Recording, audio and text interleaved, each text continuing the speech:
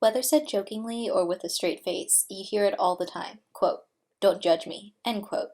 Said jokingly as some deep, dark secrets revealed. That's a burger, by the way. I know it looks like an enormous pile of bleat, but I promise it's a burger. Okay, yes, we can reassure people. You hear this repeatedly, too. No, I won't judge you. I accept you. Oh, and how about those empty words? It's not your fault. Well, whose fault is it? A drunk woman gets raped on the way home. And don't deny it, there's that little voice in the back of your mind already judging away. She shouldn't have taken that back road, shouldn't wear such tight skirts. Who told her to down that fourth beer? Serves her right, right? No matter how much we act or even consciously will ourselves to believe that we're sympathetic, the devil on our shoulder says otherwise. Classic blame the victim or just world mentality. When things happen to people other than ourselves, our empathy only takes us so far before we start to list what they did wrong and, yes, judge. It's part of something called the fundamental attribution error. We underestimate how much a situation can play into an outcome, and overestimate the abilities of the person involved. Oh, unless we're the ones in a bad situation. When that happens, the environment's always to blame. Okay, but for the sake of our sanity, it seems like the fundamental attribution error is a good thing. Think about it. You do realize that you could die simply walking down a street, right? You can make the decision to take a ride on Broadway, because, that'll shave monumental 2 minutes off of your trip. But unfortunately, some other idiot is also trying to save time, and that car comes out of nowhere, and any death or horrible event can ultimately be traced back to something trivial. Maybe if you hadn't spent those extra 10 seconds in the bathroom that morning, you wouldn't have tripped over that baseball. And if you hadn't tripped over that ball, maybe your leg wouldn't have been broken courtesy of the Little League team and a sadly timed misstep, which led you to missing school for a week and your grades dipped and your GPA plummeted and you ended up in clown college. See? Imagine thinking that way every day.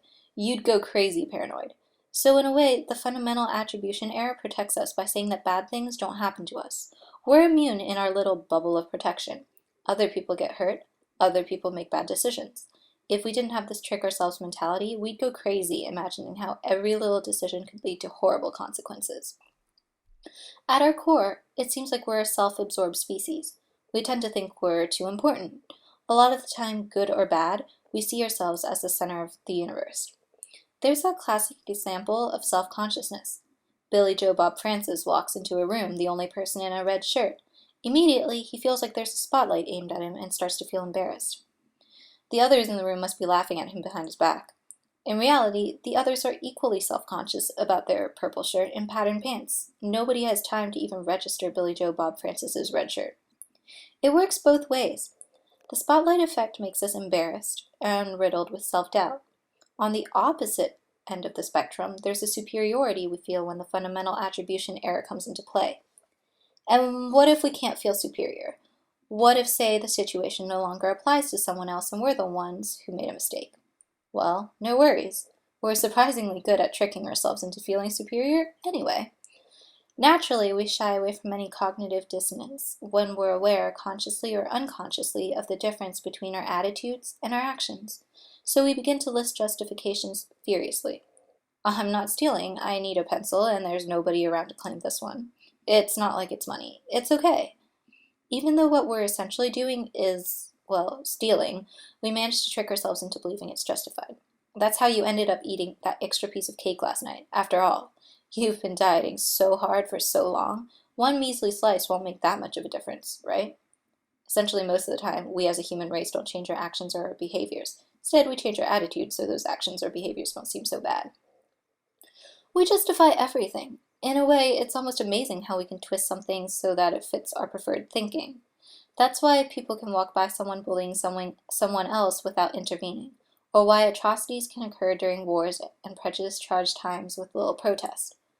But it's good that we can recognize this. It's great that we're aware, or at least we are when it's brought to our attention, of the mind tricks we play on ourselves. What we consciously know we can avoid. When you find yourself justifying something you might not feel 100% comfortable doing or saying, try and think objectively. You know, more than anyone else, the true reason behind your reasoning. Know that a situation is something you, as an outsider, don't fully understand and don't condemn. Of course, that's not to say you have to give everyone the benefit of the doubt. Be safe. If you see an axe-wielding hooded man come towards you, don't hesitate to label that person a psychotic murderer and run far, far away.